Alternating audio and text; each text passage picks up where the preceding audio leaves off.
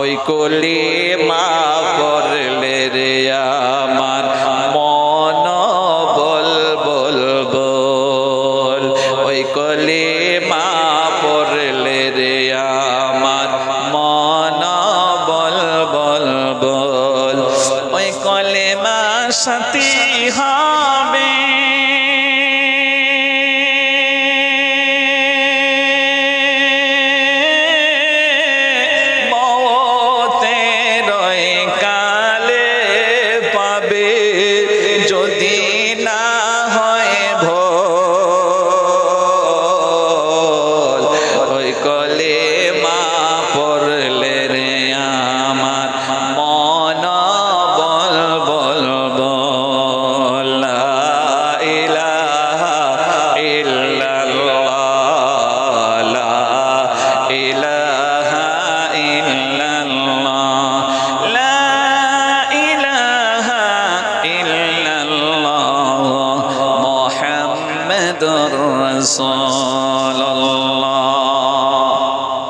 আল্লাহ পাকের কি দামি কথা শুনলেন তো, যে বান্দা তুমি যদি ঈমান এনে আমলে সলে অর্জন করতে শুরু করো, আমি তোমার গুনাহটাই শুধু ক্ষমা করব না, এই সারা গুনারে আমি নেকি বানায়া দিয়াম। সুবহানাল্লাহ। ফাআলুল লিমা ইউরিদ, যা খুশি তিনি তাই করেন। কোরআনে হাকিম 17 নম্বর পারা 1 নম্বর সূরা 112 আয়াতের 23 নম্বর আয়াত, লা ইউসআলু আম্মা ইউফআলু ওয়া হুম ইউসআলুন। আল্লাহ পাক যা করেন কারো কাছে কৈফিয়ত দিতে হবে না, আমরা যা করি সারার কৈফিয়ত দেওয়া লাগবে আল্লাহর কাছে। আল্লাহ পাকের ঘোষণা, বান্দা তোর জীবনের গুনারে আমি নেকি দিয়ে বদলে দেব। সুতরাং আমরা এখানে বসে কোরআন পড়ে কোরআনের উপরে আমল করলে আল্লাহ আমরার গুনাহ তো মাফ করবেনই, পাশাপাশি গুনারে নেকি বানিয়ে দেবে। কিন্তু আজকে যারা ওই বাজার ঘাট দিয়ে ঘোরাফেরা করতেছে, ওরা মনে করছে আমরা হলাম আধুনিক, আমরা হলাম আপ টু ডেট, আমরা হলাম সায়েন্টিফিক, আমরা হলাম কি I am president of the America Donald Trump, কি লং প্যান্ট পরিধান করে ঘোরাফেরা করছে। আর মনে করছে এইখানে বসে যারা এই কোরআন শুনতেছে ওরা হলো সবচেয়ে বোকা। আপনি জিজ্ঞেস করে দেখেন সত্য বলছি না মিথ্যা বলছি। ওরা কিন্তু মনে মনে এইটাই বলতেছে, এত রাত্রে আবার জালসা শোনা লাগে, ওয়াজ শোনা লাগে। আমরা কিছু সময় শুনছি আর বাজার ঘাট দিয়ে কি মজা নিচ্ছি। ওদের মনের ভিতরে কিন্তু এই ধারণা, কথা কয় না কেন মুসলমান? আর আমরা যে এখানে বসে কোরআন শুনতেছি, আমরা কই হইলে তারা এমন রয়েছে, যারা কিছু বুঝে না তারা এমন রয়েছে, আমরা ক্রিটিসাইজ করে। এবার এ ব্যাপারে একটা আয়াত শুনেন, শুনতেছেন শুনতেছেন? আল্লাহ রাব্বুল আমিনের বক্তব্য, এই আয়াতটা পাবেন আপনি 24 নম্বর পারা সূরার নাম জুমার 75টা আয়াত। আমি কিন্তু প্রত্যেকটা আয়াতের দলিল সহ কথা বলার চেষ্টা করছি, ঠিক কি না? 18 নম্বর আয়াতের ভিতরে আল্লাহ পাকের বক্তব্য, আল্লাহ পাক বলেন আল্লাযীনা ইয়াসতামিউনাল কাওলা ফায়াত্তাবিউনা আহসানা উলাইকাল্লাযীনা হাদাহুমুল্লাহ ওয়া উলাইকা হুম উলুল আলবাব। আল্লাহ পাক বলেন, আমি আল্লাহ পাকের কোরআনের কথাগুলো যারা খুব মনোযোগ সহকারে শুনে, আর আমি আল্লাহ পাক ওই মনোযোগ সহকারে শোনার কারণে আমি আল্লাহ পাক তাদের হেদায়েত দান করি আমার বান্দাগণ। আর যারা এই পৃথিবীতে আল্লাহর পক্ষ থেকে হেদায়েত পেল, আল্লাহ পাক বলেন সেই মানুষটাই হলো অরিজিনাল জ্ঞানী মানুষ, অরিজিনাল জ্ঞানী মানুষ, অরিজিনাল জ্ঞানী মানুষ। কন্যা সুবহানাল্লাহ। হেদায়েত পেয়ে কোরআন শুনে যখন আপনি হেদায়েতের উপরে প্রতিষ্ঠিত হবেন, আল্লাহ পাক আপনার প্রতি সন্তুষ্ট হয়ে খুশি হয়ে 10টা পৃথিবীর সমতুল্য এরিয়া আল্লাহ একটা জান্নাত আপনারে দিলেন। ওই জান্নাতে যখন যাবেন, আল্লাহ পাকের বক্তব্য সূরা ওয়াকিয়া 96 টোটাল আয়াতের 17 থেকে আপনি স্টাডি করবেন, 21, 22, 23, 24 পর্যন্ত আয়াত। এখানে বলা হয়েছে ওয়ায়াতুফু আলাইহিম উলদানুম মুখাল্লাদুন, ওই জান্নাতে যাওয়ার সাথে সাথে আল্লাহ পাক আপনাদের কর্মচারী দেবে 80,000 কর্মচারী। সুবহানাল্লাহ। এখন কোন তো দেখি যারা আমেরিকা সুপার পাওয়ার হেলারা কয়, তার কোন মন্ত্রীর পিছনে 80,000 কর্মচারী আছে? নাই। কিন্তু জান্নাতে যখন আপনি যাবেন, আপনি পাবেন 80,000 কর্মচারী। এর লেগে যারা হেদায়েত পায় তারাই হলো অরিজিনাল জ্ঞানী মানুষ। কথা বলুন ঠিক কিনা? আপনি হযরতে আদম আলাইহিস সালামের মতন 60 হাত লম্বা হবেন, ইউসুফ নবীর মতন আপনার চেহারা আল্লাহ সৌন্দর্য বানিয়ে দেবে, আইয়ুব আলাইহিস সালামের মতন ধৈর্য ক্ষমতা দেবে। 4 নাম্বার, ওয়া ইন্নাকা লাআলা খুলুকিন আযীম, perhaps the greatest leader of all times was Muhammad. জোরে বলেন সাল্লাল্লাহু আলাইহি ওয়াসাল্লাম। আল্লাহর রাসূলের মতন উত্তম চরিত্র আপনাকে জান্নাতে আল্লাহ দিয়ে আপনাকে জান্নাতে ঢোকাবে, চিরন্তর যৌবন পাবেন, কখনো বুড়া হবেন না, ওখানে কখনো বুড়া হবেন না। আজকে medical science, there is not a single verse in the Holy Quran which is as there is not a single verse in the Holy Quran which is as syllable from the scientific point of view. Doctor Maurice বুকাইলির বক্তব্য, the Bible, the Quran and science, আমি কিতাব study করেছি, সেখানে বলেছেন, পরিষ্কার ভাষায় বলেছেন, এই কোরআনকে আমি ভুল ধরতে এসেছিলাম, সায়েন্টিফিক পয়েন্ট দিয়ে ধরতে পারিনি, বরং কোরআন আমার ভুল ধরেছে। সুবহানাল্লাহ। তো তিনি বলেছেন কোরআনে কারীমের ভিতরে যত কথা আছে, যত আলোচনা আছে, সব সায়েন্টিফিক। এই জান্নাতে গেলে যে আপনার বয়স আর বাড়বে না, পুরুষের বয়স হবে 30 থেকে 33 আর মহিলাদের বয়সটা একটু নিম্নে থাকবে, কন্টিনিউ এইভাবে চলতে থাকবে, বয়স যে আর কমবেই না। বর্তমানের বিজ্ঞান, সায়েন্স, মেডিকেল গবেষণা করে এরা তথ্য দিয়েছে যে হ্যাঁ ঠিক, একটা পজিশনে মানুষের আয়ু বৃদ্ধি হয় না, আয়ু বাড়ে না, ওই পজিশনেই থাকবে। কেমনে? আমরা যে সৌরজগতে বসবাস করছি, এই পৃথিবীটা হলো একটা উপগ্রহ, ঠিক না? পৃথিবীটা হলো উপগ্রহ। আপনি এই পৃথিবীর থেকে অন্য গ্রহের থেকে যদি পৃথিবীর দিকে তাকান, তাইলে পৃথিবীটা ঘুরছে, বিজ্ঞানীরা বলেন প্রতি সেকেন্ডে 29.76 কিলোমিটার বেগে দৌড়াইতেছে। কিন্তু আমরা তো মালুম করতে পারি না, এভাবে দৌড়াচ্ছে। শুধু উপগ্রহ পৃথিবী দৌড়াইতেছে না, বরং সৌরজগতের ভিতরে যা কিছু আছে, লাশ-শামসু ইয়ামবাগি লাহা আন তুদরিকাল কমারা ওয়ালাল লাইলু সাবিকুন নাহার ওয়া কুল্লুম ফি ফালাকি ইয়াসবাহুন। আপনি কোরআনে হাকিম পড়বেন, যাকে কোরআনের হার্ট বলা হয়েছে, সূরা ইয়াসিন 83 টোটাল আয়াতের 40 নাম্বার আয়াত। আল্লাহ পাক বলেন, চন্দ্র ঘুরতেছে, সূর্য ঘুরতেছে, একজন আরেকজনকে ধরতে পারে না, আমি যাকে যেই খাতে যেই পথে ঘুরতে বলেছি সেই পথেই তারা ঘুরতেছে। All celestial bodies moving in the sky, সৌরজগতে যা আছে পন করে তারা ঘুরতেছে। সুবহানাল্লাহ। ঘুরে কেন?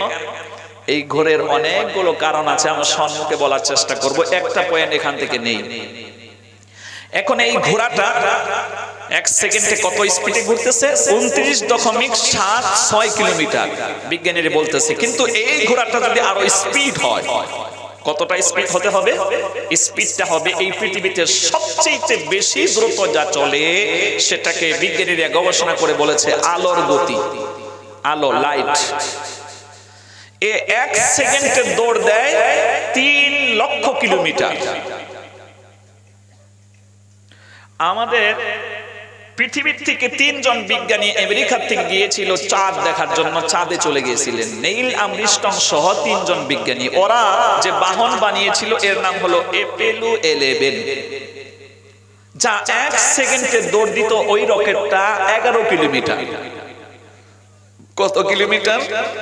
11 কিলোমিটার। ভাই, এটা আমরা মুখে বলতেছি, এটা বলা সহজ, যাওয়াটা বড় কঠিন। আরে 11 কিলোমিটার যে 1 সেকেন্ডে যায়, 1 সেকেন্ড কইতে তো কয়েক সেকেন্ড লাগে। কথা বলছেন না কেন? 1 সেকেন্ড বলতে গেলেই তো কয়েক সেকেন্ড লেগে যায়, তাইলে এত স্পিড যায়। সেই বাহনে করে তারা গিয়েছিল কোথায়? চাঁদে গিয়েছিল। তো বন্ধুগণ, ওই চাঁদ পৃথিবীর একেবারে নিকটবর্তী জায়গায় চাঁদটা রয়েছে। তো এই চাঁদে সেই বাহন নিয়ে তারা গেলেন। এখন 11 কিলোমিটার স্পিডে তারা বাহনে চড়ে গেলেন। এটা যদি আলোক বর্ষর একটা রকেট বানাতে পারে, অর্থাৎ এমন একটা রকেট বানালো যে সেকেন্ডের ভিতরে 3 লক্ষ কিলোমিটার দৌড়াতে পারে, এইভাবে যদি স্পিড দৌড়ায়, আর ওই রকেটের ভিতরে কোনো মানুষকে যদি আপনি রেখে দেন, 1000 বছর ধরে দৌড়াবে, ওকে আবার পৃথিবীতে নিয়ে আসবেন, দেখবেন ওর কোনো বয়স আগে যা ছিল তাই থাকবে। বর্তমানে বিজ্ঞানীরা বলছে তখন আর সময় থাকে না, সময় তখন ওখানে জিরো হয়ে যায়, যেহেতু গতিটা বেশি হয়েছে, যার জন্য সময়টা জিরো হয়ে গেছে। ঠিক জান্নাতে যখন আপনি যাবেন, আমি যাব, তখন আল্লাহ পাক তখন এই মুভিংটা বড় স্পিড করবেন। মুভিং যখন স্পিড হবে তখন আপনার বয়সটা চিরকাল একই থাকবে। বর্তমানে বিজ্ঞানীরা গবেষণা করে বলতেছে, আর এই কথা আল্লাহ রাসূল কতদিন আগে বলেছেন? 1400 বছর আগে বলেছেন। আল্লাহু আকবার বলেন, আর জোরে বলেন আল্লাহু আকবার, আর একটু জোরে বলেন আল্লাহু আকবার। সুতরাং আমার বন্ধুগণ, ওই জান্নাত আল্লাহ পাক তাদেরই দেবে যারা কোরআন শুনবে, কোরআন পড়বে, কোরআনের উপরে আমল করে হেদায়েতের উপরে প্রতিষ্ঠিত হবে। এই জন্য আল্লাহ পাক স্বয়ং বলেছেন, আমি যাকে হেদায়েত দান করি, হেদায়েত যে পায় ওই মানুষটা হলো সর্বশ্রেষ্ঠ জ্ঞানী ব্যক্তি। আমার বন্ধুগণ, যে হেদায়েত পেল না ও কখনোই জ্ঞানী হতে পারে না। কথা বলেন ঠিক কিনা? এ নিয়ে আমরা আরেকটা আয়াত পড়ি, খুব মজা লাগবে। আমি আমার লাইফের, এটা কোরআন হাদিস না, আমার লাইফের একটা তথ্য আপনাদেরকে শোনাচ্ছি। প্রথমে আমরা আয়াতটা পড়ে নেই, তারপরে আমরা সম্মুখে যাব। আপনি পড়বেন 24 নাম্বার পারা সূরা মুমিন। কোরআন শরীফে এ নিয়ে দুটো আয়াত আছে, দুটো সূরা আছে। একটা হলো সূরা মুমিনুন, বহুবচন শব্দ, 118টা আয়াত, 18 নম্বর পারার প্রথম দিকে। আর আরেকটা সূরা পাবেন সূরা মুমিন, ওয়াহিদ বচন শব্দ। আপনাদের এখানে তো ওয়াজ করার দরকার পড়ে না, আপনাদের এখানে অনেক আলিম উলামা আছে, আপনাদের আমল ভালো আছে, ওয়াজ তো আমাদের দেশে শোনানো দরকার। আর এই এলাকায় যখন ওয়াইজিন আসে তখন ওয়াইজির পায়জামা টাইট হয়। এখানে তো হাবিজাবি বলা যাবে না, আলিম উলামারা ধরে ফেলবে। তো ওই সূরাটার ভিতরে টোটাল আয়াত আছে 85টা। আপনি আয়াত সংখ্যা পড়বেন 64 এবং 65। বলেন আল্লাহু আকবার। জি, ভুল হলো, এই সূরাটায় 85টা আয়াত আছে। আমরা এখন যে আয়াতটা পড়ব সূরা জুমারের ভিতরে 75টা আয়াতের আয়াত সংখ্যা 64 এবং 65 নম্বর আয়াত। কোন আল্লাহু আকবার। আল্লাহ রাব্বুল আলামিন বলেন, কুল আগায়রাল্লাহি তা'মুরুনি আ'বুদু আইয়ুহাল জাহিলুন ওয়া লাকাদ উহিয়া ইলাইকা ওয়া ইলাল লাযীনা মিন ক্বাবলিক লা ইন আশরাকতা লা ইয়াহবাতান্না 'আমালুকা ওয়া লা তাকুনান্না মিনাল খাসিরিন। বলুন আল্লাহু আকবার। আল্লাহ পাক বলেন, নবী তাদেরকে ডাক দেয়া বলেন, ওই মূর্খের দলেরা, তোরা আমাকে এই দাওয়াত দিচ্ছিস যে আমি একমাত্র প্রজ্ঞাশালী আল্লাহ রাব্বুল আলামিনকে বাদ দিয়ে তোদের মতন হাজার হাজার নকল খোদার দেব দেবতার আমি পূজা করব, অর্চনা করব। এই দাওয়াতটা তোরা কেমনে আমাকে দেশ? আমি তো এমনটা করব না। তোরা হলো মূর্খের দল।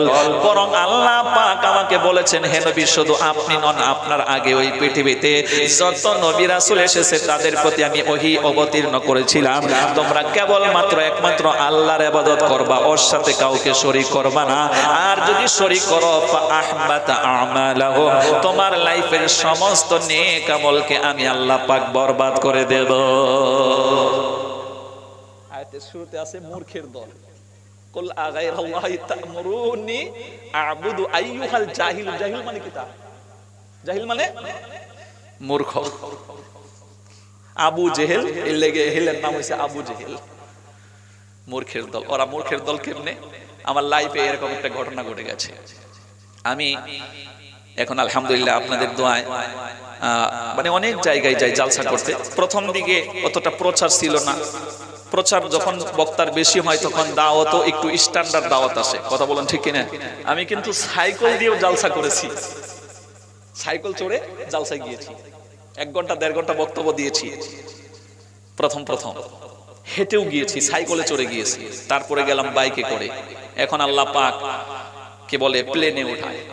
আজকেও আপনাদের এখানে যে এসছি, আমি ত্রিপুরা থেকে ফ্লাইটে নামলাম। ফ্লাইটটা ছিল আমার 11:40-এ ছাড়বে। এখানে এসে মাত্র সময় লাগে 35 মিনিট, কিন্তু ফ্লাইট লেট ছিল। আমাদের এখানে কুয়াশা তেমন নেই, কিন্তু ত্রিপুরা রাজ্যে প্রচন্ড কুয়াশা পড়েছে, সেই জন্য ফ্লাইট একটু লেটে ছিল। আমি এসে ওরকম আরাম করতে পারি না। 1-1.5 ঘন্টা ঘুমাতে পারলে আমাদের শরীরটা আবার চাঙ্গা হয়।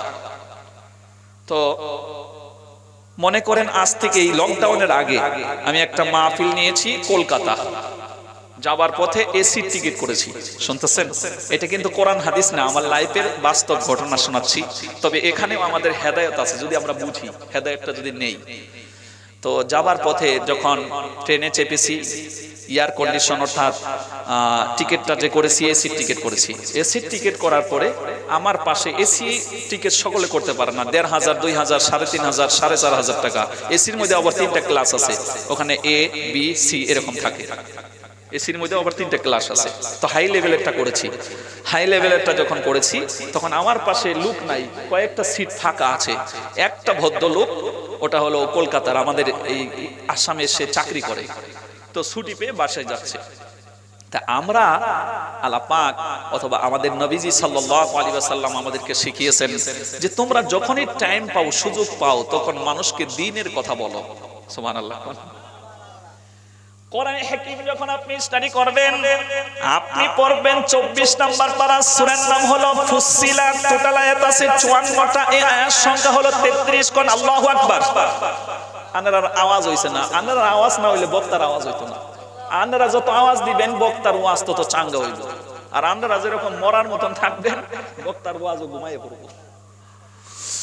আল্লাহ রাব্বুল আলামিন বলেন, ওয়ামান আহসানু ক্বাওলাম মিম্মান দাআ ইলাল্লাহি ওয়া আমিলা সালিহান ওয়া ক্বালা ইন্নানি মিনাল মুসলিমিন। বলুন আল্লাহু আকবার। আল্লাহ পাক বলেন, ওর কথার চাইতে কার কথার ভালো, যে মানুষকে আল্লাহর দ্বীনের পথে আহ্বান করে এবং নিজেকে মুসলমানি প্রকাশ করে। আল্লাহর কাছে ওই কথাটা, ওই কাজটা, ওই কর্মটা, ওই আমলটা বড্ড প্রিয়। বলুন না আল্লাহু আকবার। সুতরাং এই প্রিয় আমল করার জন্য আল্লাহ পাক বলেন, এটা হলো 33 নাম্বার আয়াত শুনলাম। এবার আপনি পিছনের দিকে আসেন, 4 নাম্বার পারায় ঢুকলে 3 নাম্বার সূরার নাম হলো সূরা আলে ইমরান, 200টা আয়াতের 104 নাম্বার আয়াত। আল্লাহ রাব্বুল আলামিন বলেন, মহান আল্লাহ রাব্বুল আলামিনের বক্তব্য, আল্লাহ পাক বলেন, ওয়ালতাকুম মিনকুম উম্মাতুন ইয়াদউনা ইলাল খায়র ওয়া ইয়া'মুরুনা বিল মা'রুফ ওয়া ইয়ানহাউনা 'আনিল মুনকার ওয়া উলাইকা হুমুল মুফলিহুন। মহান আল্লাহ পাক বলেন, এজন্য তোমাদের ভিতরে থেকে একটা জামাত কন্টিনিউ হওয়ার দরকার, যারা মানুষকে ভালো কাজের পথে ডাকবে এবং অন্যায় কাজ থেকে ফিরাবে, তারাই হলো সফল কাম ব্যক্তি। সুবহানাল্লাহ। অর্থাৎ এই কাজে যারা জড়িত আছে আল্লাহর কাছে তারা সফল কাম ব্যক্তি। সুতরাং মুসলমানদের হাতে ফুরসত সময় নাই।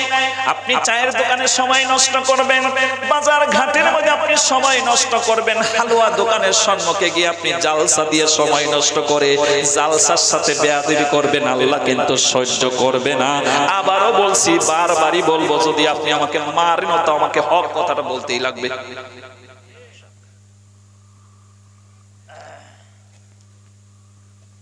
আল্লামা ইকবাল রাহিমাহুল্লাহ নাওয়ারাল্লাহু মারকাদাহু ওয়া জাআলাল জান্নাতা মাথওয়াহু, তিনার বক্তব্য, ওয়াকত ফুরসত হাই কাহা কাম বি বাকি হ্যায়, ওয়াকত ফুরসত হাই কাহা কাম বি বাকি হ্যায়, নূর তৌহিদ কা ইতমাম বি বাকি হ্যায়। মুসলমানদের হাতে ফুরসত সময় নাই, যখনই তারা চান্স পাবে, টাইম পাবে, আল্লাহ পাকের দ্বীনের নূর আলোরে তারা ছড়াতে থাকবে, ছড়াতে থাকবে, মানে দাওয়াত দিতে থাকবে, দাওয়াত দিতে থাকবে। আল্লাহু আকবার। আমার বন্ধুগণ, এখন তো ট্রেনের ভিতরে সময় কাটে না, লং টাইম পর্যন্ত সফর করতে হয়, 17 ঘন্টা 18 ঘন্টা পর্যন্ত সফর করতে হবে। সুতরাং আমার বন্ধুগণ, এই ভদ্রলোকের সাথে আমি কিছু কথাবার্তা শুরু করে দিলাম। এই কথার ফাঁকে ফাঁকে আমার বন্ধুগণ, আল্লাহ পাকের ইসলাম, ইন্নাদ-দীন ইনদাল্লাহিল ইসলাম, surely the true religious with Allah is Islam. আল্লাহ পাকের কাছে একমাত্র মনোনীত ধর্মের নাম হচ্ছে ইসলাম। কথা বলুন ঠিক কিনা? ومن يبتغي غير الإسلام دينا فلن يقبل منه وهو في الآخرة من الخاسرين. And whoever desires a religion other than Islam, it shall not be accepted from him in the hereafter. He shall all of the laws. বলা হয়েছে আমি যে ইসলাম তোমাদের জন্য মনোনীত করেছি, ইসলামকে বাদ দিয়ে অন্য কোন মত, অন্য কোন পথ, আদার রিলিজিয়াস কবুল করে তুমি যদি ইন্তেকাল করো, আল্লাহ পাক বলবেন নো অ্যাকসেপ্টেবল, ওটা গ্রহণযোগ্য হবে না, গ্রহণযোগ্য হবে না। কথা বলুন ঠিক কিনা? সুতরাং এই ইসলামের পথে মানুষকে দাওয়াত দাও, চাইছে মুসলিম চাইছে নন মুসলিম। আর এই দাওয়াত দেওয়ার ক্ষেত্রে আমাদেরকে যেটা মেইনটেইন করতে হবে সে তথ্য আল্লাহ পাক কোরআনে কারীমের ভিতরে দিয়ে রেখেছেন। কোরআনে হাকীম যখন আপনি বের করবেন 14 নম্বর পারা হিফজে কোরআন 20 নম্বর পেজ, সূরার নাম হলো আন-নাহল 128 আয়াতের 125 নম্বর আয়াত। আল্লাহু আকবার বলে, আল্লাহ পাক বলেন উদউ ইলা সাবিলি রাব্বিকা বিল হিকমাতি ওয়াল মাউইযাতিল হাসানাহ ইলা আখির আয়াত। আল্লাহ পাক বলেন মানুষকে দ্বীনের পথে আহ্বান দাও, ডাকো, দাওয়াত তুমি দিয়ে দাও, তবে বৈজ্ঞানিক পন্থায় হিকমার সাথে যুক্তি দিয়ে লজিকের সাথে তাদেরকে দাওয়াত দাও। কোন সুবহানাল্লাহ। তো ওনার সাথে কথা বলতেছি, এই লোককে কি কোরআন হাদিস বললে ও বিশ্বাস করবে? গোটা কোরআন শরীফ ওকে যদি আপনি পানির মধ্যে গুইলা ওকে খাওয়িয়ে দেন, ও বিশ্বাস করবে না। ওর সাথে কথা বলতে হবে যুক্তি দিয়ে। কথা বলুন ঠিক কিনা? তো বিভিন্ন যুক্তির মাধ্যমে ওনার সাথে যখন আমি কথা বললাম, এক পর্যায়ে আমি এতটা পর্যায়ে চলে গেলাম যে হ্যাঁ, এই পৃথিবীতে সর্বশ্রেষ্ঠ ধর্মের নাম হচ্ছে ইসলাম। ইসলামের ভালো ভালো দিক, সায়েন্টিফিক পয়েন্টগুলো তুলে ধরলাম। দেখলাম থেকে আজ থেকে ১৫০০ বছর আগে আমার আপনার নবী সাল্লাল্লাহু আলাইহি ওয়াসাল্লাম, যিনি কোন সায়েন্স গবেষণাগারে লেখাপড়া করে নাই, বছরের পর বছর সময় দেয় নাই, পৃথিবীর কোন মানুষ তার শিক্ষক ছিল না, তিনার শিক্ষক ছিলেন স্বয়ং আল্লাহ পাক। কথা বলুন ঠিক কিনা? বরং তিনি এই কথাই বলতেন, ইন্নামা বুইস্তু লিউতাম্মিমা হুসনাল আখলাক, ইন্নামা বুইস্তু লিউতাম্মিমা হুসনাল আখলাক, ইন্নামা বুইস্তু কি বলে, ইন্নামা বুইস্তু মুআল্লিমান, বরং আমি কি হচ্ছি গোটা পৃথিবীর মানব মণ্ডলীর জন্য উত্তম শিক্ষক। সুবহানাল্লাহ। ওই নবী কথা বলে আমাদেরকে একটা সিস্টেম শিখিয়ে দিলেন যে হে পুরুষেরা, পৃথিবীর তোমরা যখন জামা পরিধান করবা, লং প্যান্ট পরিধান করবা, পায়জামা পরিধান করবা, এরপরে কি বলে লঙ্গি পরিধান করবা, তোমাদের এই পানি আইকের নিচে যেন ওইটা চলে না যায়, একটু যেন উপরে থাকে। আজকে বিজ্ঞানী নিয়ে গবেষণা করছে, গবেষণা করে দেখে আমরা দেখবেন যারা শিক্ষিত বড় বড় মেডিকেল সায়েন্সের বড় বড় ডাক্তার, ওরা যে লং প্যান্ট পরিধান করে সেটা প্রায় এই অনেকটা উপরে থাকে, প্রায় 4 দুগুণ 8 আঙ্গুল উপরে থাকে। কেন? ওরা গবেষণা করে দেখেছে আমরা যখন হাঁটা চলা করি, আমাদের শরীরের যে হরমোন, এই হরমোনটা ওই জায়গায় থাকে, হরমোনের সংখ্যাটা ওই জায়গায় থাকে। যখন আপনি চলাফেরা করতে আপনার জামার সাথে ঘষা লাগবে, তখন ওই হরমোনটা গরম হবে। গরম হলে আপনার শরীরের মধ্যে বিভিন্ন রোগ ব্যাধি দেখা দেবে। 1 নম্বরে গরম হয়ে আপনার বার্ধক্য তাড়াতাড়ি চলে আসবে। 2 নম্বরে আপনি তাড়াতাড়ি যৌবন হারাবেন। 3 নম্বর আপনার ব্রেনের যেটা কার্যক্রম ক্ষমতা, এটা কমে যাবে। মেডিকেল সায়েন্স বলতেছে। আর আল্লাহ রাসূল সেই দিন বলে গেছেন তোমরা যেন টাকনুর নিচে জামাটা না পরো, পড়লে এই জায়গাটা জাহান্নামে যাবে। তাইলে ইসলাম শুধু জান্নাত জাহান্নামের কথা বলে না, দুনিয়াতে সুস্থতা থাকার ব্যাপারেও তাকিদ করে। কথা বলো ঠিক কিনা? আপনি ওই জাহান্নামের ভয়ে যখন আপনি টাকনুটা উপরে পরবেন, এই কি জামাটা উপরে পরবেন, আপনার দুনিয়ার লাভ হলো, আখিরাতের লাভ হলো। সুবহানাল্লাহ। তো এইগুলা কিছু তথ্য ওনার সম্মুখে আমি তুলে ধরি, বৈজ্ঞানিক তথ্য আমি সম্মুখে তুলে ধরি। আরেকটা তথ্য আপনি পাবেন, এই যে আমরা নামাজ পড়তে যে ওযু করি, নামাজ পড়তে কি করি? কথা হয় না কেন? কোরআনে হাকিম যখন আপনি স্টাডি করবেন, সূরা আল-মাইদা 6 নম্বর পারার 2 নম্বর সূরা 120 আয়াতের 6 নম্বর আয়াত। আল্লাহু আকবার।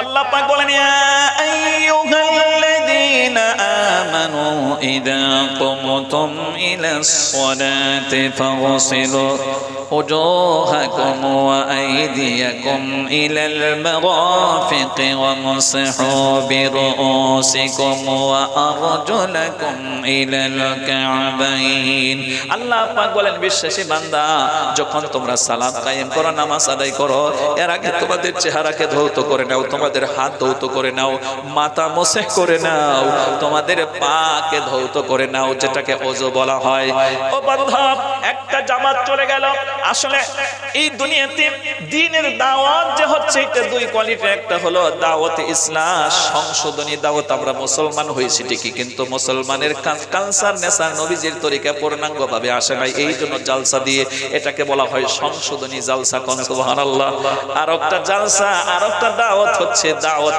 ঈমান নন মুসলিমকে ডাইরেক্টলি ঈমানের দাওয়াত দেওয়া কোন আল্লাহু আকবার ফ্রান্সের জমিনে এরকম একটা গ্রুপ গেল আমি কথাগুলো শর্ট করতেছি লম্বা করছি না ফ্রান্সের জমিনে গিয়ে তখন ওখানে কোনো মসজিদ ছিল না মাদ্রাসা ছিল না মক্তব ছিল না এরা গিয়ে স্থান নেবে কোথায় ফ্লাইট থেকে নেমে ওরা ডাইরেক্ট পার্কের মধ্যে ঢুকেছে বড় বড় শহরের মধ্যে পার্ক থাকে না নাই পার্কের মধ্যে দেখবেন কি বলে সুন্দর সুন্দর গাছ ফুলের গাছ আছে তারপরে এরকম ঘাস রয়েছে আবার দেখবেন ফাওয়ারার থেকে পানি বের হচ্ছে সে কয় কায়দায় তখন ওরা বললো যে জোহরের রক্ত হয়ে যাচ্ছে এবার আমরা কোথায় যাব প্রথমে আমরা এই পার্কে যাই গিয়ে ওযু করে নামাজ আদায় করে আল্লাহর রাজত্বে আল্লাহর দ্বীন কায়েম হবে সেই জন্য আমরা এসেছি তাইলে আমরা আল্লাহর হুকুমটা আগে পালন করে নিই ইসলামে তিনটা কাজ তাড়াতাড়ি করার দরকার কয়টা কাজ একটা হচ্ছে নামাজের রক্ত যখন আসলো তখন তাড়াতাড়ি নামাজ পড়ে নেওয়া দরকার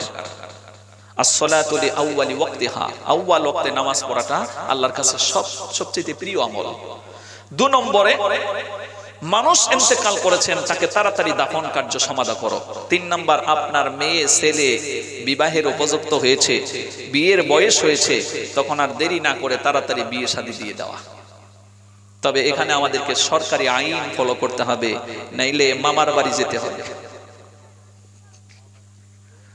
কথা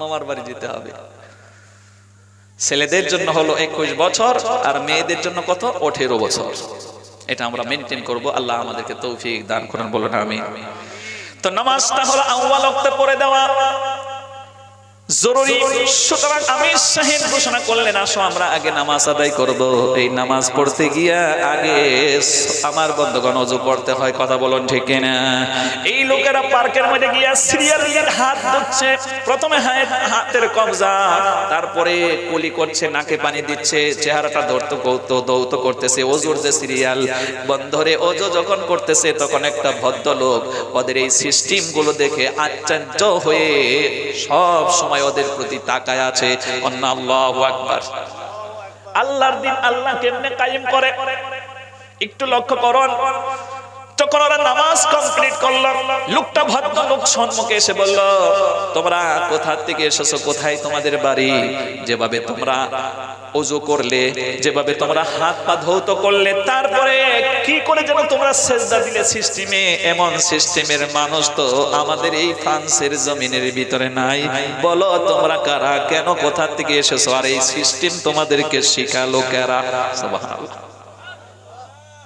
প্রশ্ন করেছে তখন বলল ইনিল হুকমু ইল্লা লিল্লাহ সূরা ইউসুফ 111 আয়াতের 40 নম্বর আয়াত আল্লাহর রাজত্বে আল্লাহর দ্বীন কায়েম হবে আল্লাহর হুকুম চলবে কোরআনে হাকিম আপনি যখন স্টাডি করবেন বন্ধু আপনি পড়বেন কোরআনে কারীম সূরা আল আরাফ 9 নম্বর পারায় ঢুকলে 206 টা আয়াতের 54 নম্বর আয়াত আলা আলাহুল খালকু ওয়াল আমর তাবারাকাল্লাহু আহসানুল খালিকিন আল্লাহ পাক বলেন সৃষ্টি যার আইন চলবে তার তিনি কত উত্তম করে সৃষ্টি করেছেন সুতরাং ওই আল্লাহর দ্বীনের দাওয়াত দেওয়ার জন্য আমরা এই জায়গায় এসেছি তখন বলল কোন কলিমা পড়লে কোন মন্ত্র পড়লে তোমার ধর্মে যাওয়া যায় আগে আমাকে মন্ত্র পড়িয়ে দাও জোরে কন্না সুবহানাল্লাহ আমির সাহেব বড় খুশি হয়ে আমার বন্ধুগণ হাতটা টেনে ধরে তাকে পড়িয়ে দিলেন আশহাদু আল্লা ইলাহা ইল্লাল্লাহু ওয়াহদাহু লা شريك له وأشهد أن محمدا عبده ورسوله আর বিশ্বনবী জন্ম নিলেন মা আমিনার কোলে আল্লাহ সারা মাবুদ নাই ধর্ম দিলেন খোলে শক্তিশালী আরব জাতি বিরোধ ছিল যারো টিকল না তার গণের সামনে আল্লাহ সহায় যারো টিকল না তার গণের সামনে আল্লাহ সহায় যারো লোকটা যখন মুসলমান হয়ে গেল আমির সাহেব বড় আশ্চর্য হলেন, হয়ে বললেন হে আল্লাহর বান্দা তোমাকে তো দিনের দাওয়াত এরকম ভাবে আমরা বুঝাইনি দেইনি, তুমি শুধু আমাদের ওযু দেখলে আর নামাজটা দেখলে এতে করেই তুমি মুসলমান হলে। ও আল্লাহর বান্দা তুমি পরিচয় দাও তুমি কে এবং কেন এত তাড়াতাড়ি মুসলমান হলে আমাদেরকে একটু বলো। সুবহানাল্লাহ। তখন বলল আপনারা তো আমাকে চিনেন না, আমি হচ্ছি মেডিকেল সায়েন্সের সুদক্ষ একজন ডাক্তার। আমার এই দেশের মধ্যে পাগল ডাক্তারখানা আছে না নাই? আমরা রাসমা খানু তেজ পুরানোর বাড়ির বুকলই। আমি হচ্ছি পাগল ডাক্তারখানায় 10 বছর গবেষণা চালিয়েছি। আমার এইটাই ছিল গবেষণার দিক, মানুষ কেন পাগল হয়, মানুষ কেন পাগল হয়। আমরা গবেষণা করে দেখেছি 10 বছর গবেষণায় যেটা ধরা পড়েছে, মানুষ যখন আস্তে আস্তে বৃদ্ধ হতে শুরু করে তখন 40-এর আপ যখন হয় মানুষের শরীরে ক্যালসিয়াম কমে যায়, ক্যালসিয়ামটা আস্তে আস্তে কমতে থাকে। ক্যালসিয়াম যখন কমতে থাকবে মানুষের শিরা উপশিরাগুলো দুর্বল হয়ে পড়ে, দুর্বল হয়ে মাঝে মাঝে কোন শিরা উপশিরা ব্লক মেরে দেয়। এই ব্লক হওয়ার একটা কারণ 2 নম্বর অতিমাত্র তেল জাতীয় খাবার খেলে ব্লক মারে। আমরা তো বড় বড় বাজারে যখন যাই তখন চোখ বড় বড়, ছোট মাছ পছন্দ করে না, খালি বড় মাছ লাগে। ওইরকম 6-7 বছর মাছ খাইয়া তারপরে যাই বেলুর, এখন হার্টের মধ্যে তার ব্লক হয়ে গেছে, এটা হয়েছে ওটা হয়েছে, ডাক্তার বলে তোমার সার্জারি করে এইখানকার নার্ভ নিয়ে ওইখানে লাগাইতে লাগবে, এটা কাম দিচ্ছে না। এই লেগে খালি বড় মাছ খায় না, ছোট মাছও খায়। কথা কয় না কেন?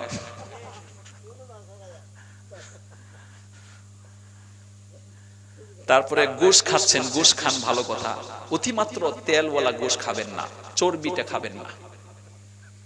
আমাদের দেশে তো এটা সিস্টেম নাই। উন্নত মানের যেগুলো দেশ আছে, আপনি কি বলেন এই আমেরিকা ওই দিকটা যাবেন, ওদের এই যে গোশতের দোকান যেখানে থাকে ওখানে ওই মেশিনটা থাকতে হবে, ওই মেশিন দিয়ে ওর তেল পেরে বের করে তারপরে শুধু গোশটা বিক্রি হবে।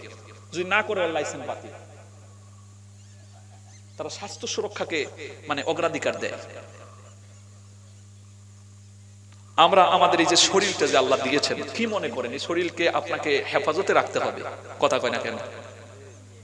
পবিত্র কোরআন স্টাডি করলে আপনি পড়বেন 2 নম্বর পারা 2 নম্বর সূরা 286 আয়াতের এ হচ্ছে 195 নম্বর আয়াত। কোন আল্লাহু আকবার। ওয়ালা তুলকু বিআইদিকুম ইলা তাহলুকা ওয়া আহসিনু ইন্নাল্লাহা ইউহিব্বুল মুহসিনিন। আল্লাহ পাক বলেন তুমি তোমার নিজের হাতে নিজেকে ধ্বংসের মুখে ঠেলে দিও না। যারা জনমের মতো এরকম চর্বিওয়ালা জিনিস খাচ্ছে এবং পাশাপাশি দোকানে গিয়ে এই যে মিষ্টি জনমের মতো মিষ্টি খায়, কয়েকদিন পরে আপনি দেখবেন ডেড বডি হয়ে যাবে।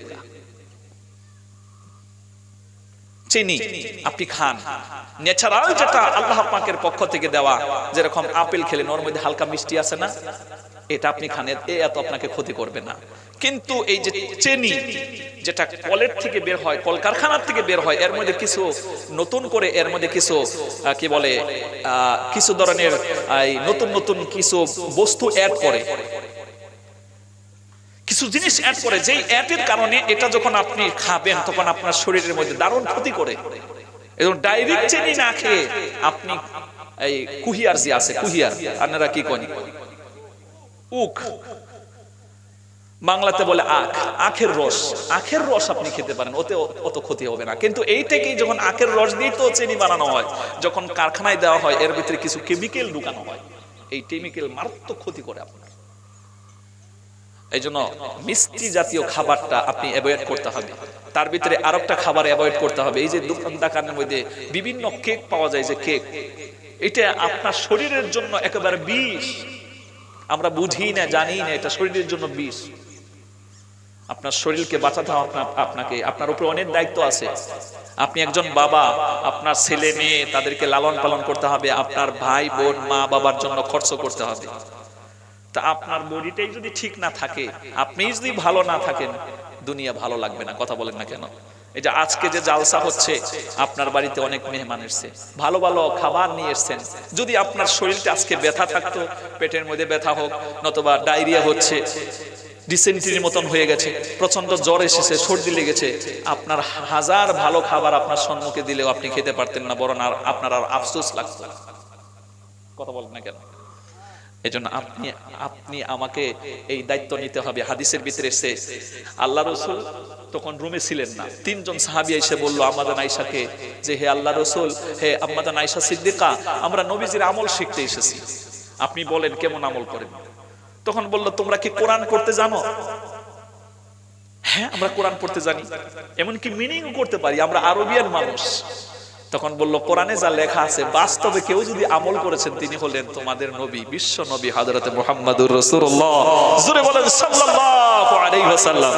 রাসূল আমার ভালোবাসা, রাসূল আমার আলোয়াশা, রাসূল আমার প্রেম বিরহের মূল আলোচনা, রাসূল আমার কাঁধে কর্মের অনুপ্রেরণা, রাসূল আমার ভালোবাসা, রাসূল আমার আলোয়াশা, রাসূল আমার প্রেম বিরহের মূল আলোচনা, রাসূল আমার কাঁধে কর্মের অনুপ্রেরণা। যখন দারুণ দুঃখ নামে আমার জীবন জুড়ে, বিপদ আপদ মুসিবতে মরি পরে পরে, তখন তোমার শৈশব কৈশোর যোগায় সান্ত্বনা, রাসূল আমার কাঁধে কর্মের অনুপ্রেরণা। তখন এরা তিনজনে সংকল্প করলো, নিয়ত করলো, ইরাদা করলো, ওয়াদা করলো। একজন বলল যে আমি জীবনে বিয়ে শাদী করব না, কারণ বিয়ে শাদী করে যদি সংসারে ঢুকলে আমার নামাজ পড়ার টাইম হয় না। আরেকজনে বলল আমি সারা রাত্রি ঘুমাবো না, শুধু তাহাজ্জুদের নামাজ পড়ে যাব। আরেকজনে বলল আমি ডেইলি রোজা ধারণ করব। এখন একজন মানুষ যদি ডেইলি রোজা থাকে, ওর শরীরের অসুস্থতা আসবে কিনা? তখন আল্লাহ রাসূল এসে বললেন, দেখো তোমরা যেভাবে সংকল্প করেছো আমি শুনতে পেলাম, এটা আমার সিস্টেম না, এটা আমার সুন্নত নয়। আমার সুন্নত হচ্ছে আমি বিয়ে শাদী করি, আবার আল্লাহর ইবাদতও করি।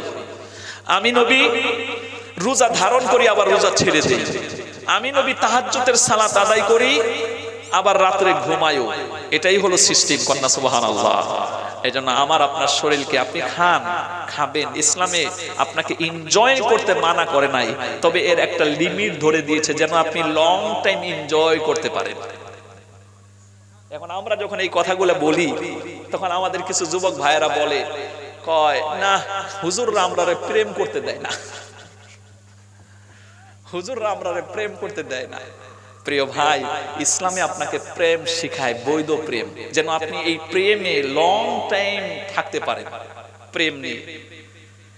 কিন্তু আমরা যে প্রেম করি এটা হলো হারাম প্রেম। এই প্রেমে ভালোবাসা হলো, 2 দিন পরে বিয়ে হলো, বিয়ের পরে যেই ভালোবাসাটা তারা স্বামী স্ত্রীতে দেওয়ার কথা ছিল, তারা বিয়ের আগেই ভালোবাসা হয়ে গেছে। এখন বিয়ের পরে খালি লাগে ঝগড়া। কথা বলে না কেন? আপনি বাস্তবে দেখবেন যারা এরকম মিলামিশা করে, অবৈধ মিলামিশা করে বিয়ে শাদী করেছে, ওদের যে ঝগড়া, সেই রাশিয়া এবং ইউক্রেনের যুদ্ধ লেগে যায়। তো আমরা বলি ভাই, প্রেম করো, বৈধ প্রেম করো, যে প্রেমে তোমার শরীর সুস্থ থাকে, লং টাইম তুমি এই প্রেম নিয়ে বসবাস করতে পারো। জোরে কন্যা সুবহানাল্লাহ। ঠিক একইভাবে আপনি এনজয় করেন, তবে একটা লিমিটের ভিতরে থেকে, তাহলে লং টাইম এনজয় করা যাবে। সুবহানাল্লাহ ওয়া বিহামদিহি। আসুন আমার বন্ধুগণ, এখানে আমি আর বেশি লম্বা করছি না কথাগুলো। তখন এইভাবে করে ওই ডাক্তার বাবু বলছে, তোমরা কি আমাকে চিনো নাকি আমি কে? আমি হলাম মেডিকেল সায়েন্সের ডাক্তার। মানুষ কেন পাগল হয়? বৃদ্ধ বয়স যখন আসে, ক্যালসিয়াম যখন দুর্বল হতে থাকে, তখন রগ ব্লক করে। রগ ব্লক করলে পাতায় একটা সাইড দিয়ে যখন আমার বন্ধুগণ কি বলে ওই রক্তটা চলাচল করতে পারে না, ব্রেনটা অন্য সাইডে অকেজো হয়ে যায়, কাম দেয় না, পাগল হয়ে যায়। এটা হলো আমার দিক ছিল, আমি এইভাবে গবেষণা করেছি। এবার মেডিকেল সায়েন্স বলছে, একজন মানুষ যদি তোমরা যেভাবে হাত পা ধৌত করলে সিরিয়ালি হাত পা তো ধুয়েছ, তার পাশাপাশি ঠান্ডা পানি দিয়া হাতের মধ্যে পানি দিয়া তুমি যে ঘাড়ের মধ্যে মুসেকটা করে দিলে, এই মুসেক যে করলে ঘাড়ের সাথে ব্রেনের সাথে শরীরের সাথে সব শিরা উপশিরার হলো কালেকশন। কথা বলুন ঠিক কিনা? এইটা করার কারণে কি ফায়দা হয়? তোমার এই শিরা উপশিরাগুলো অত তাড়াতাড়ি ব্লক হবে না, অর্থাৎ সায়েন্টিফিক পয়েন্টের উপরে তোমরা রয়েছে। তোমাদেরকে এই কথা কে শিখালো? এই আমল কে শিখালো? তখন ওরা জবাব দিচ্ছে, আজ থেকে ১৩,০০০ বছর আগে বিশ্বনবী হযরতে মুহাম্মদুর রাসূলুল্লাহ মরু উদ্যানে এসে আমাদেরকে এই নিয়ম শিখিয়ে দিয়েছেন। এজন্য ওযু করলে, নামাজ পড়লে শারীরিক ব্যায়াম হয়, শারীরিক সুস্থতা, আধ্যাত্মিক সুস্থতা আসে। কথা বলুন ঠিক না? আসবে মরণ কখন কোথায় কারো জানা নাই, আসবে মরণ কখন কোথায় কারো জানা নাই। জানাজার নামাজের আগে নামাজ পড়ো নাই, তুমি জানাজার নামাজের আগে নামাজ পড়ো নাই। রুকুকারীর সাথে আল্লাহ রুকু করতে বলে, তুমি কেন কাজী বিবর বলো না? তাহলে রুকুকারীর সাথে আল্লাহ রুকু করতে বলে, তুমি কেন কাজী বিবর বলো না? তাহলে দুলটা ঢোকাও তিলাওয়াতে নেকি আয়াতে আয়াতে, দিলটা ঢোকাও তিলাওয়াতে নেকি আয়াতে আয়াতে। কথা বলো রবের সাথে নামাজে দাঁড়াই তোমার। বলেন, জানাজার নামাজের আগে নামাজ পড়ো নাই, তুমি জানাজার নামাজের আগে নামাজ পড়ো নাই। আসবে মরণ কখন কোথায় কারো জানা নাই, আসবে মরণ কখন কোথায় কারো জানা নাই। জানাজার নামাজের আগে নামাজ পড়ো নাই, তুমি জানাজার নামাজের আগে নামাজ পড়ো নাই। সেজন্য ভাই, নামাজ ছাড়া যাবে না, নামাজ আমাদেরকে পড়তেই হবে। নামাজ পড়লে আপনার শারীরিক সুস্থতা এবং আছে আধ্যাত্মিক সুস্থতা। আজকে এই যে দেখেন, আমার হাতে মোবাইল আছে, আপনাদের হাতে মোবাইল আছে, আমার সাথে দুইটা এখন। মানে মাঝে মাঝে আমি একটা দিয়ে আমার এই বক্তব্যগুলো আমি ধারণ করে আমার একটা চ্যানেল আছে, সেখানে আমি ছেড়ে দিই। সেহেতু নতুন করে এই মোবাইলটা নিয়েছি, এখানে আমার আছে। তাহলে আমরা এই যে ডিভাইসের সম্মুখে যে আছি, এখন তো আমরা মোবাইলের পাশে থাকি, মোবাইলের পাশে না থাকলেও কিন্তু আমি মোবাইলের নেটওয়ার্কের ভিতরে আছে না। আপনাদের এখানে নেটওয়ার্ক আছে, ওইখানে নেটওয়ার্ক লাগানো আছে, আছে না নাই? টাওয়ার লাগানো আছে না? এখান থেকে আপনার আমার শরীরের মধ্যে একটা রেডিয়েশন তৈরি হয়। বর্তমান বিজ্ঞান মেডিকেল সায়েন্স গবেষণা করে বলছে যে একজন মানুষ যখন নামাজের মাধ্যমে সে সেজদা দেবে, সেজদা দেওয়ার সাথে সাথে এই মাটির থেকে ব্রেনের মধ্যে একটা আর্থিং পয়দা হয়। এই আর্থিংকে আপনার যে ক্ষতি হলো, রেডিয়েশন যেটা হচ্ছে, ওইটা দূর হয়ে আপনার ব্রেন সুস্থ হয়। সুবহানাল্লাহ, ব্রেন আপনার সুস্থ হয়। এইগুলা তথ্য দিয়া লোকটা মুসলমান হয়ে গেল। আমির সাহেব বড় আশ্চর্য হয়ে গেলেন। তখন বন্ধুগণ, তখন তিনি বললেন, যে মানুষটা আজ থেকে ১৫০০ বছর আগে কোনো বিজ্ঞান গবেষণাগার ছিল না, মেডিকেল সায়েন্সের কোনো কলেজ ছিল না, তারপরেও মরু উদ্যান থেকে তোমাদেরকে যে পদ্ধতি, যে নামাজটা শিখিয়েছে, এই লোকটা নিশ্চয়ই আল্লাহ পাকের পক্ষ থেকে আসা নবী। এই নবী মিথ্যা হতে পারে না, এই নবী মিথ্যা হতে পারে না। সেই জন্য আমি ইসলাম কবুল করলাম। ওই লোকটা যখন ইসলাম কবুল করলেন, এখন ওই জামাতিকে নিয়ে যায়, চলো ওখানে দাওয়াত দেই, ওইখানে দাওয়াত দেই। এইভাবে দাওয়াত দিয়ে দিয়ে এখন ফ্রান্সের জমিনে কত হাজার মসজিদ আছে, গণনা শেষ করা যাবে না। কন্যা সুবহানাল্লাহ।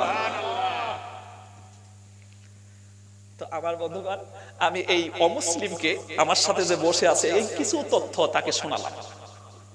শোনানোর পরে তখন লোকটা বললে, ঠিক আছে, আপনি যেভাবে বললেন তাতে মনে হচ্ছে যেন সত্যিই এই পৃথিবীতে শ্রেষ্ঠ ধর্ম হলো ইসলাম। এখন একটা কথা কোরআন শরীফে 3 বার এসেছে, এই আয়াতটা গোটা কোরআন শরীফে 3 বার এসেছে। আল্লাহ রাব্বুল আলামিন বলেন হুয়াল্লাযী আরসালা রাসূলাহু বিল হুদা ওয়া দীনিল হাক্কি লিইয়ুযহিরাহু আলাদ-দীনি কুল্লিহি ওয়া কাফা বিল্লাহি শাহীদা। এবার একটু জোরে বলেন আল্লাহু আকবার। আল্লাহ রাব্বুল আলামিন বলেন, হে নবী, আমি আপনাকে সত্য দিন দিয়ে, ইসলাম দিয়ে, রিসালাত দিয়ে এই দুনিয়াতে প্রেরণ করেছি, হেদায়েত দিয়ে প্রেরণ করেছি। আমার টার্গেটটা হলো এই পৃথিবীতে যত ধর্ম আছে সব ধর্মের উপরে ইসলাম বিজয়ী লাভ করবে। আর আজকে সত্যি দেখা গেছে আমেরিকার একটা জরিপ অনুযায়ী 2050 থেকে 70 সালের ভিতরে এই পৃথিবীতে জনবহুল সংখ্যক হবে মুসলিম সম্প্রদায়। কন্যা সুবহানাল্লাহ। আল্লাহর কথা খাপে খাপে মিলে যাচ্ছে, কথা বলো ঠিক কিনা? No sense can be in the words of Allah. This is indeed the supreme felicity. আল্লাহর কথায় কখনো পরিবর্তন হয় না, আল্লাহ যা বলেন সঠিক বলেন। তো এই লোকটাকে যখন এইভাবে আমি বললাম তখন স্বীকার করলো। এবার স্বীকার করার পরে মানুষ যখন ঝগড়া লাগে, আমাদের বরপেটিয়া ভাষায় বলি পাছার ধরে, দুইজনে ঝগড়া লেগে পড়ছে, লেগে মানে হাতে হাতে হাত লাগে, ঝগড়া লাগছে, পাছার ধরে পাছাপাছি করে একজন নিচে পড়ে একজন উপরে থাকে, ওইটারে কি কোন আপনারা? জাতাজাতি, কুস্তি। হ্যাঁ কুস্তি, কুস্তি ভাষাটা সুন্দর হবে। কুস্তি লাগছে, কুস্তি লাগার পরে সে যদি হেরেও যায়, হাদিসের ভিতরে এসেছে, কষ্ট মনে করবেন না ভাই, এই ভাষা আমাকে ক্ষমা করবেন, কোন ভাষা যদি ধরেন আপনাদের সাথে মিলতেছে না, কোন এক দেশের ভাষা এক দেশের কি গালি আর এক দেশের বুলি, এরকম কোন ভাষা যদি ক্রিটিসাইজ হয়ে যাচ্ছে, আমাকে আল্লাহর কাছে মাফ করবেন। আপনাদের এখানে বলে কি বা বলতে হয়, আমার ওখানে বা কি বলতে হয়, এই জন্য আমারটা আমি বলেছি, সেজন্য আমাকে মাফ করবেন। আপনারা হাসবেন না, হাসলে আমি লজ্জা পাবো, হয়তো এই ভাষাটা আপনাদের সাথে মিলছে না, তো কষ্ট হইতেছে আপনারা।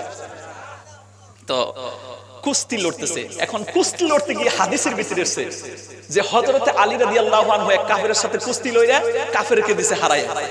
তখন হে নিচে থেকে দেখলো যে আমি তো হাইরাই গেলাম, এখন সে আমাকে গলা কেটে ফেলবে, আমাকে মেরে ফেলবে। তখন হে নিচে পড়েছে, তারপরেও সে থুতু মেরে দিয়েছে। হযরতে আলী রাদিয়াল্লাহু আনহুর চেহারার মধ্যে থুতু মেরে দিয়েছে। থুতু মারার সাথে সাথে হযরতে আলী রাদিয়াল্লাহু আনহুর একটা রাগ উঠেছে। কোরআনে কারিমে যখন আপনি ঢুকবেন, আপনি পড়বেন 9 নম্বর পারা সূরা আল আরাফ 206টা আয়াতের এ হচ্ছে 100 নম্বর আয়াত। আল্লাহ পাক বলেন খুজিল আফওয়া ওয়া উমুর বিল উরফি ওয়া আরিদ আনিল জাহিলিন, এটা হলো 99 নম্বর আয়াত। তারপরের আয়াতটা হলো 100, ওয়া ইম্মা ইয়ানজাগান্নাকা মিনাশ শাইতানি নাজগুন ফাস্তাইজ বিল্লাহ ইন্নাহু সামিউন আলিম। আল্লাহ পাক বলেন, হে নবী, আপনি যদি রাগান্বিত হন, এটা শয়তানের পক্ষ থেকে আসে, আপনি কি করুন? তখন আমি আল্লাহর কাছে সাহায্য কামনা করুন। সুবহানাল্লাহ। তখন হযরত আলী রাদিয়াল্লাহু আনহু বড় রাগান্বিত হয়েছেন, রাগান্বিত হয়ে একটু সময় চিন্তা করে ওকে ছেড়ে দিয়েছে। হাদিসের ভিতরে এসেছে, ছেড়ে দেওয়ার পরে এই লোকটা বলছে যে হে আলী, তুমি আমাকে ছেড়ে দিলে কেন? তুমি তো আমাকে কাবু করে ফেলেছিলে, কুস্তিতে লড়ে আমাকে হারিয়ে দিয়েছিলে, তুমি চাইলে আমাকে তোমার কি আমি ধর্মের দুশমন, সেহেতু তুমি আমাকে কাতল করতে পারলে, তুমি আমাকে ছেড়ে দিলে কেন? তখন বললো যে তুমি যখন আমাকে থুতু নিক্ষেপ করছো, তখন আমার নিজের রাগ উঠেছে। আসলে তো তোমাকে আমি আক্রমণ করতে চেয়েছিলাম, তুমি আল্লাহর দুশমন, দ্বীনের দুশমন, সেজন্য তোমাকে আক্রমণ করতে চেয়েছিলাম, কিন্তু তখন তুমি আমাকে থুতু মেরে দিয়েছো, তখন আমার পার্সোনাল রাগ উঠে গেছে। এই হালতে তোমাকে মারলে কিয়ামতে আল্লাহর কাছে আমাকে জবাব দেওয়া লাগবে, এই জন্য আমি তোমাকে ছেড়ে দিয়েছি। আল্লাহু আকবার বলুন। তখন লোকটা এই কথাটা চিন্তা করলো যে ইসলাম কি সুন্দর, যে ইসলামের দুশমন হয় তারা তাকে আক্রমণ করে, কিন্তু পার্সোনাল দুশমন হলে আক্রমণ করে না। তাইলে যে ইসলামে এই সুন্দর আচরণ শেখায়, আমি আর ভিন্ন ধর্মে থাকি কেন? লোকটা মুসলমান, সুবহানাল্লাহ, লোকটা মুসলমান হয়ে গেছে। তো এখানে আমরা কয়েকটা সবক পাই এই ঘটনাগুলো থেকে। এর থেকে একটা সবক হইলো যে সে কুস্তিতে লড়ে নিচে পিছনে তলে পড়ে গেলেও, হেরে গেলেও, তারপরেও সে থুতু মারার চেষ্টা করে, জিতার চেষ্টা করে। তো এইভাবে করে লোকটা যখন আমি তার সম্মুখে ইসলামকে এই সুন্দর করে ফুটে তুললাম, এই পৃথিবীতে শ্রেষ্ঠ ধর্ম ইসলাম, তখন সে হেরে যাওয়ার পরে আমাকে উল্টা একটা প্রশ্ন করছে। প্রশ্নটা বড় কঠিন। তখন সে বলতেছে যে ঠিক আছে মৌলভী সাহেব, আপনি তো বললেন যে ইসলাম শ্রেষ্ঠ ধর্ম, তাইলে যে জিনিসটা ভালো ওই জিনিসের মধ্যে লোক সংখ্যা বেশি থাকার দরকার, কিন্তু আমরা পৃথিবীতে জরিপ করে দেখলে এখনো দেখা যায় যে খ্রিস্টান সম্প্রদায়ের লোকটা পৃথিবীতে বেশি। 2 নাম্বার পজিশনে আছে মুসলিম, ঠিক না? 3 নম্বরে সম্ভবত আছে ওই চীন দেশ, তারপরে অন্যান্য নিচের দিকে আসতেছে। তো এখানে তাহলে আপনি কি জবাব দেবেন? যেটা শ্রেষ্ঠ সেখানে লোকের সংখ্যা বেশি থাকার দরকার, আপনি বলছেন শ্রেষ্ঠ সেখানে তো বেশি লোক নাই, খ্রিস্টানরাই হলো 1 নাম্বার, আপনি তাহলে এবারে কি বলবেন? এই প্রশ্ন যখন আমাকে করছে আমার পায়জামা টাইট। এখন হেলের তো কোরআন হাদিস দিয়ে বললই তো না, তার যুক্তি দিয়েই কোয়া লাগবে, কথা বলুন ঠিক কিনা? আমার বন্ধুগণ, তখন সঙ্গে সঙ্গে আমি আল্লাহ পাকের শরণাপন্ন হলাম, মনে মনে আল্লাহর কাছে দোয়া করতে থাকি, মাওলা রে তোমার ইসলামটাকে বোঝাতে গিয়ে এই লোকটার সম্মুখে আমি প্রায় বিজিও হয়ে গিয়েছিলাম, কিন্তু লোকটা এমন ভাবে কায়দা করে আমাকে প্রশ্ন করে যেন আমাকে হারিয়ে দেবে। আল্লাহ তুমি আমার ব্রেনের মধ্যে এর প্রশ্নের উত্তম জবাব তুমি আমাকে ধরাইয়া দাও, কোন সুবহানাল্লাহ।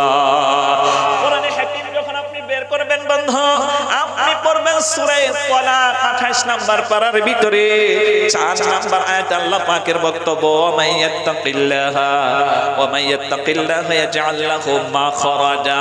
আল্লাহ পাক বলেন, আল্লাহ পাকের প্রতি যারা ভরসাশীল হয় আল্লাহ তার জন্য যথেষ্ট, কোন সুবহানাল্লাহ।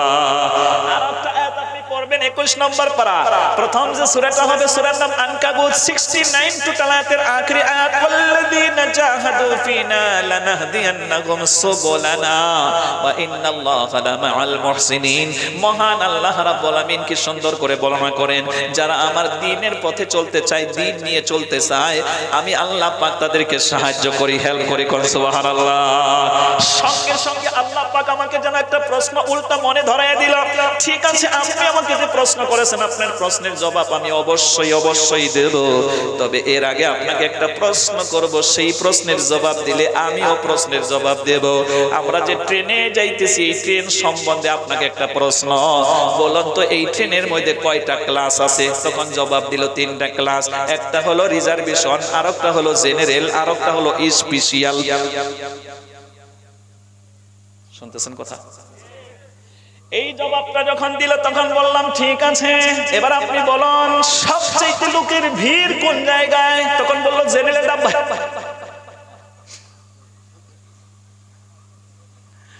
2 নম্বরে বললাম তারপরে ভিড় কোনটায়? তখন বলল তারপরে ভিড় হলো রিজার্ভেশনে। আর সবচেয়ে কম ভিড় কোনটায়? তখন বলল আমরার এসি রুম।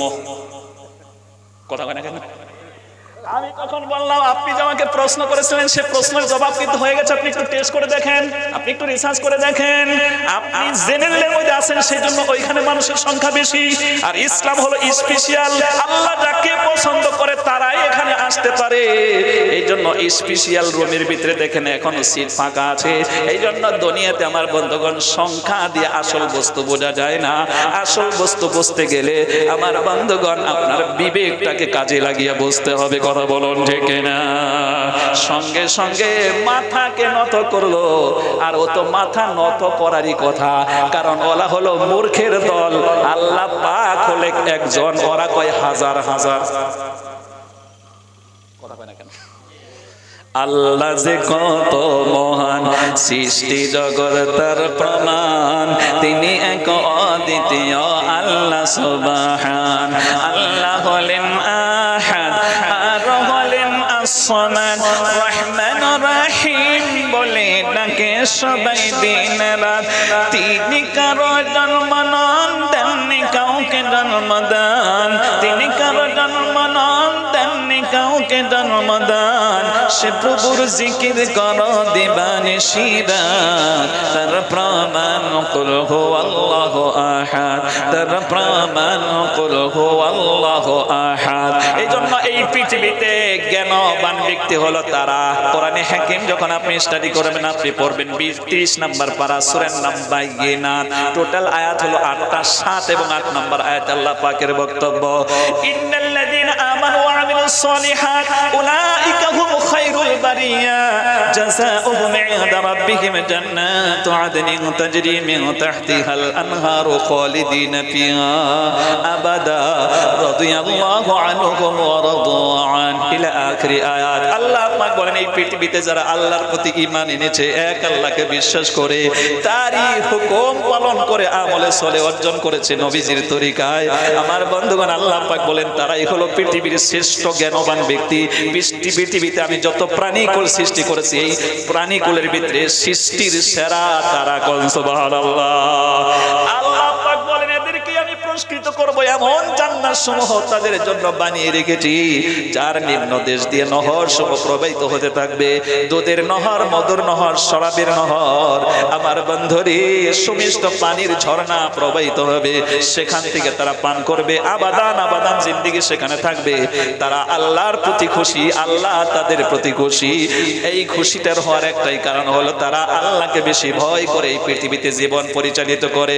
সুতরাং আমার বন্ধুগণ আসুন আমরা এক আল্লাহর প্রতি দৃঢ় বিশ্বাস স্থাপন করে তারই হুকুম পালন করতে গিয়ে নবীজির তরিকা আমরা অবলম্বন করে ওই আল্লাহকে রাজি করি, খুশি করি, দুনিয়াতে আমরা নেক আমল করি। আল্লাহ আমরারে তৌফিক দান করুন, সকলে বলেন আমিন। মোহাব্বত দিয়ে বলেন আমিন। আকাশের তারা গলি ঝিলিমিলি ডলছে, ডালে ডালে ফুল গলি সৌরভে দোলছে। বলেন রাসূল এসেছে, হাবিব এসেছে, রাসূল এসেছে, হাবিব এসেছে। আরব দেশে কাবার পাশে মানবে সারা মানবে এসেছে। আমিনার কোলে চন্দ্রা ধলে পাখিরা তালে তালে গান ধরেছে। হুজুর এসেছে, রাসূল এসেছে, হাবিব এসেছে। ধন্য ধন্য হয়েছে ধন্য রাসূলকে যে ভালোবেসেছে। দোজখ হারাম হারাম হারাম জান্নাতে তার নাম লিখেছে। প্রেমের হারশে হুজুর এসেছে, রাসূল এসেছে, হাবিব এসেছে। নারায়ে তাকবীর, লিল্লাহি তাকবীর। আল কোরআনের আলো, আল হাদিসের আলো, লিল্লাহি তাকবীর। আমি নবীর পাগল, আমি মদিনার পাগল, আমি নবীর পাগল, আমি মদিনার পাগল। মদিনারি ধুলবালি মোর নয়নের কাজল। আমি নবীর পাগল, আমি মদিনার পাগল, আমি নবীর পাগল, আমি মদিনার পাগল। আমার মনে নবী নবী, দুই চোখে মদিনার ছবি।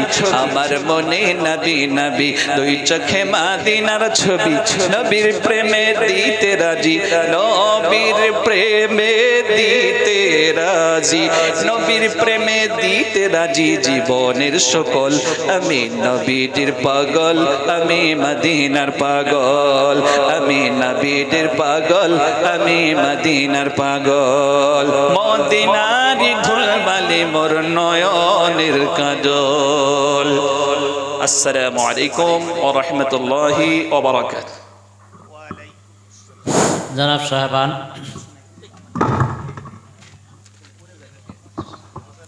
জনাব সাহেবান, এখন দোয়া হবে।